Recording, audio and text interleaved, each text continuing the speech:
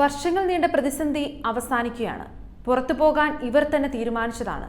എറണാകുളം അതിരൂപതയിലെ ജനാഭിമുഖ കുർബാനവാദികളുടെ 2024 മെയ് 1 കലൂർ സമ്മേളന തീരുമാനവും ശേഷം ജൂൺ 10 ഇവരുടെ സമ്മേളന തീരുമാനവും 2024 മെയ് 1 തീരുമാനത്തിന്റെ തനി ആവർത്തനമായിരുന്നു.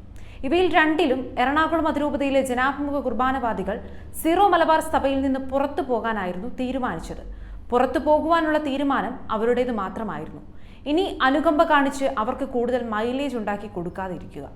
പുറത്തു പോകുവാനുള്ള തീരുമാനം എടുത്ത സ്ഥിതിക്ക് ഇനി അവിടെ നിന്ന് സമയം കളയാതെ പുറത്തിറങ്ങിയിട്ട് റോമിനോടുൾപ്പെടെ ആവശ്യപ്പെടാനുണ്ടെങ്കിൽ അതൊക്കെ ആവശ്യപ്പെട്ടോളൂ. എല്ലാം സീറോ മലബാർ സഭയിൽ നിന്നും ഇറങ്ങിയ ശേഷം മതി. മാർപ്പാപ്പയാണ് സഭയുടെ കാര്യങ്ങൾ, ആരാധനാ രീതികളൊക്കെ തീരുമാനിക്കുന്നത്. സീറോ മലബാർ സഭയിൽ തുടർന്നുകൊണ്ട് മറ്റൊരു ക്രമീകരണത്തെക്കുറിച്ച് ആലോചിക്കുന്നത് ന്യായമല്ല. അവരോടൊപ്പമുള്ള വിശ്വാസികൾ തിരിച്ചറിയുക. ഇറങ്ങിയ ശേഷം കത്തോലിക്ക സഭയിൽ നിങ്ങളുടെ ഭാവി എങ്ങനെയാകുമെന്നത് ആലോചിക്കുക. കത്തോലിക്ക കൂട്ടായ്മയിൽ മറ്റൊരു വ്യക്തിസഭയെ തുടരണമെന്നാണ് മുണ്ടാടൻ അച്ഛൻ പറയുന്നത്.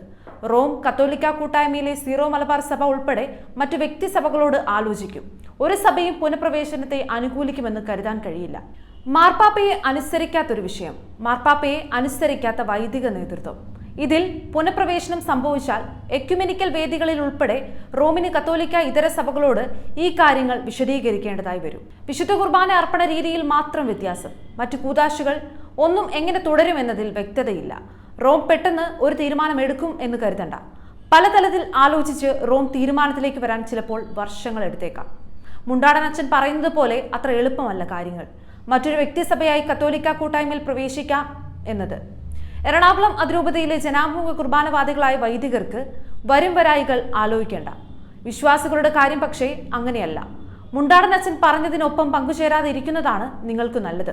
മാർപ്പാപ്പ സീറോ മലബാർ സഭയുടെ വിശുദ്ധ കുർബാന ഏകീകരണം ലക്ഷ്യം വെച്ച് പുറപ്പെടുവിച്ച 2021 ജൂലൈ 3 രേഖ അംഗീകരിച്ച് മുൻപോട്ട് പോകാം. ഈ സഭയിലെ മറ്റ് 34 അതിരൂപതകൾക്കൊപ്പം എറണാകുളം അതിരൂപതയും വിശുദ്ധ കുർബാന ഏകീകരണം പിന്തുടർന്നാൽ ഒരു സഭയായി മുന്നോട്ടു പോകാം.